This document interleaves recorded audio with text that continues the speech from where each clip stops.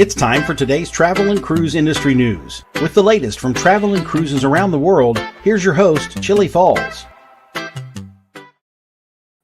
Hey, good morning and welcome to Travel and Cruise Industry News on this, the 28th day of April, 2020, coming to you from Forest in Bedford County, Central Virginia, right outside of Lynchburg. And this, of course, is our regular broadcast of Travel and Cruise Industry News. We meet every Tuesday, Thursday, and Saturday mornings at 11 a.m. If you're new to this channel, welcome aboard. With all the screwing around that YouTube has done the last couple of weeks with their platform, and which has caused my subscriber count to go up and down like a yo-yo. We're back, seemingly back on track again. We're at 1,966, so our assault continues on 2,000 subscribers, which will probably hit sometime in the next 30 days or so. But I do appreciate each and every one of you and welcome aboard. Before we get started this morning, I see Tom and Gretchen are both here. Amy's here. Jason's here. Welcome all you guys. Good to see everybody again this morning. Got a couple stories that we want to talk about today. Many of you, some of you that deal in the stock market or have investment bankers and so forth, probably watch CNBC at times. And one of the CNBC anchors on the morning show, he also has an evening show that he hosts, Jim Cramer, just absolutely went ballistic yesterday over the Carnival Cruise Line bailout. And I wanted to look at that a little bit this morning. So, first of all, Cramer's not a friend of the cruise industry by any stretch of the imagination. He's not been particularly opposed to the cruise industry either. I mean, he's a business reporter. However, he is one that has been more reacting in fear to the whole COVID-19 thing than many. And he's flatly stated that he wouldn't get on a cruise ship no matter what, because he's afraid that they'll never have control of the cruise ships. And he blames especially Carnival Corporation for all the problems that they had with Princess at the first parts of the whole COVID-19 thing. And has used the phrase, everybody's heard it, of getting on a cruise ship is like being in a petri dish, and all that stuff. For those that are opposed to the cruise industry, use those kind of arguments all the time, of which I'm not one. So I make that point clear. I don't necessarily agree with him on this specific issue, but he did go off on the whole situation yesterday. So I did a little further research on it. Now, if you remember back when the first of the stimulus packages went through, the cruise lines were left off. They were left off for two reasons. Number one was that they're not U.S. corporations. We talked about that ad nauseum at the time, that people objected to the fact that they're not paying taxes in the United States. They're not a United States corporation. We went through the whole thing about the laws that required a ship that sails from a U.S. port has to go to a foreign port, all that business. So that, and the fact of the issues with, at the time, a couple of Princess cruises, with the early part of the COVID-19 deal, was that people just were turned off, and between the two, didn't want to give the stimulus package to the cruise lines, even though they had met at the White House, were promised some money and the whole business over. They didn't want the cruise industry to go broke. So, but they were left out of that original package. So yesterday, and I don't know when actually this was put together, but Cramer just got irate over what happened. And this came out of a Wall Street Journal article that appeared yesterday morning. And basically it said, thanks to the Fed launching a massive lending program, Carnival was able to raise $6 billion in bond markets at drastically reduced interest rates. And Cramer said, and I quote, "I thought that piece was a disgrace. But you know what? We're in an era today where nothing is a disgrace. Everyone knows, but nobody likes to say it, because then suddenly you're lamestream." Cramer went on to reference that Carnival is run by Mickey Arison, a longtime pal of the president. Carnival was a sponsor of The Apprentice for years, according to the Washington Post. And Trump and Arison have spoken recently, and the president has mentioned Arison by name during several of his briefings over the past 6 weeks or so. So the CNBC commentator suggested that Arison's personal ties helped to get the company bailed out. Let's say you're in the Federal Reserve, Cramer said. Do you want Macy's to go under? Is that more important or less important than Carnival? Carnival, which was a principal, let's say, purveyor of COVID-19 that killed a lot of people. That's where he's blaming Princess again, that is owned by Carnival. Macy's hasn't killed anybody. Should we give Macy's a loan? Should we help them out? Or are we limited to companies that are run by Mickey Arison and his friendship with the president? So he just totally went off on Carnival yesterday. Now, does that mean anything? No. I mean, Carnival's got the money. And all the cruise lines now have come up with major blocks of cash to help them through this issue. And of course, Royal Caribbean and Norwegian were primarily going after money for new ships. But they've all come up with sizable blocks of cash without having any further direct bailouts from the United States and the Fed. It just appears that there was some friendship involved there that helped Carnival out. So anyway, that's what Jim Cramer just totally went off on. So one other thing to point out, Hugh Hefner became a multimillionaire staying at home in his jammies. I'm not having the same success that he had. I'll be back in a minute after a word from Scooter Round. Do you have a bad back, bad hips, bad knees, or any other mobility issues? Think about Scooter Round. For scooters, walkers, wheelchairs, even oxygen needs, delivered right to your cabin. Scooter Round for all your mobility needs on your upcoming cruise. Now, before I go over and check comments, I mentioned the changes that YouTube has been going through recently, and it's going nuts constantly. One of the things that's just bothering the heck out of me, it's been several weeks now when you upload a live stream to YouTube, which it becomes a video on YouTube. It's somewhere in the vicinity of 24 hours before you can get in and edit anything.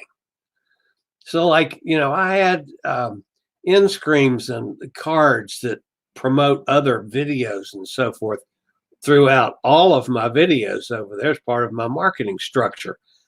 24 hours, which is the most important part of the video life or the live stream life, and I can't get in there to edit it. And so they need to get back to the way it used to be.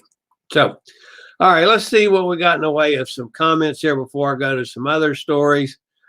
Everybody's saying good morning back and forth. Everybody's saying hi to each other. 2,000 subs party coming pretty soon, Jason. Yeah, I hope so. I'm ready for it. That'd be excellent. Tom says maybe he needs to nuke China. Yeah, well, Yeah, it's an interesting thing about that, Tom. You're talking about China.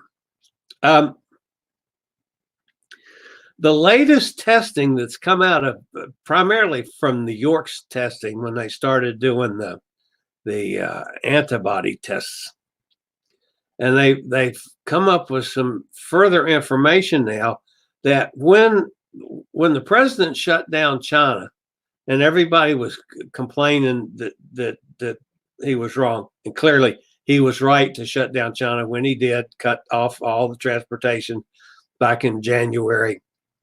It was correct call. I'm not saying it wasn't, but what happened is the virus by then had already spread, and we didn't know it. It went from China to Europe, and that's when it started off in Italy and other places in Europe. And we were still allowing flights and stuff to come from Europe. So we cut off China.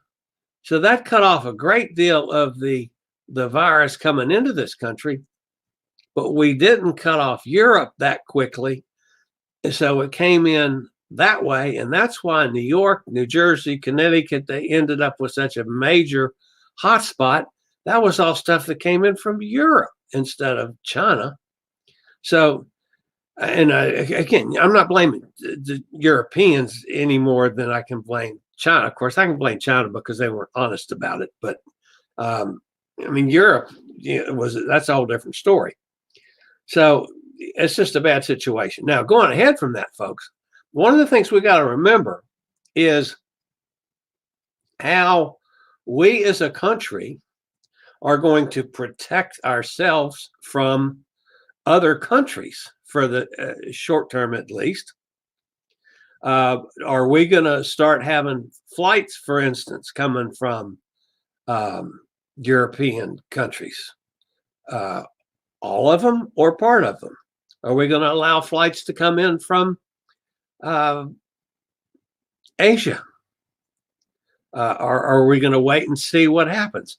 You know, there's a quickly changing landscape in the travel space that's just amazing.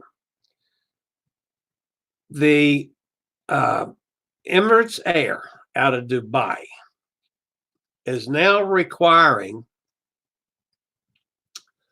you pass a test, a COVID-19 test, before you can get a ticket, buy a ticket. So before you can get an airline ticket, you're tested and you have to pass the test before you can get the ticket. Now that's getting pretty extreme, it seems to me. However, I have a feeling that that's going to be more in terms of the way it's going to be in the future than it is now. Emirates Airlines has begun conducting rapid coronavirus tests on passengers before they ticket for a flight and before they board the flight. The company said it's the first airline to do so. The Dubai-based airline actually it was this morning, said that passengers on flights to Tunisia were tested for the coronavirus before departing the Dubai International Airport. The results from the blood test conducted by the Dubai Health Authority were available within 10 minutes. 10 minutes, folks. So that is a capability now. We just need to get it upgraded in this country so that that's available everywhere. So they're doing it now with Air Emirates or Emirates Air, whatever. I've never flown them before, so I'm not sure what their actual physical name is. But that clearly is one thing that's going to change, that you got to have a blood test before you can get it up on an airplane. And then JetBlue just this morning announced that all passengers and staff, pilots, stewardesses, ticketing agents, baggage handlers, everybody had to be masked. That was just came out this morning. So JetBlue now is making that a requirement on all of their flights. So these are all things that we're going to see in the future, folks. If and when we get back to cruising, and I don't think it's going to be anytime soon myself, but when we get back, you're going to find all of these changes are going to be incorporated into our lives, I think. Okay, a couple other things to mention this morning. One has to do with Royal Caribbean. Royal Caribbean, kind of an interesting story today. They've busy this week filing for a couple trademarks on some future things for cruising. One is a e-muster, an electronic trademark for an electronic muster. Everybody has to go for a mustard drill before we can sail on a cruise ship, and they check off whether you're there or not. So everybody gets glommed together in a big wad of people. So I assume this is a way of keeping social distancing and still doing the required muster drill. But anyway, they've gone on and applied for a trademark for that. They've also applied for a trademark called a sea face, which is Royal Caribbean's own face mask. So, yeah, there again, something different for Royal Caribbean coming up in the future.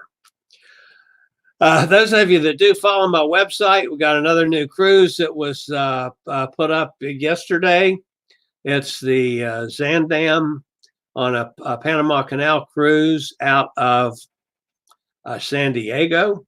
If you want more information on it, there'll be a link in the description of this live stream, and once it's a video, and down in the description to take you to the website. But it's a 14-day cruise from San Diego to Fort Lauderdale.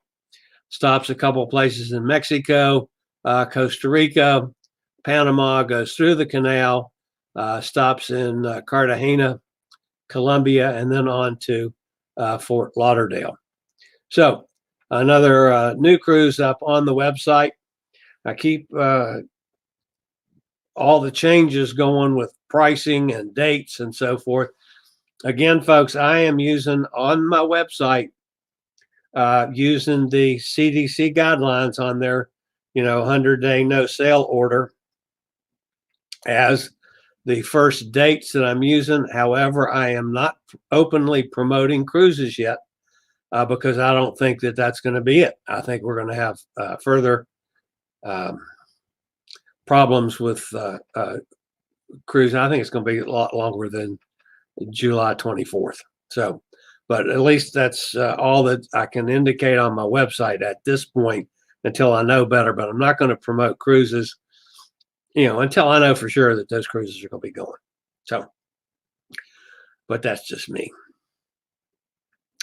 All right, let's see what else we got here. Chillie. Jason says, how can we save the travel and cruise industry?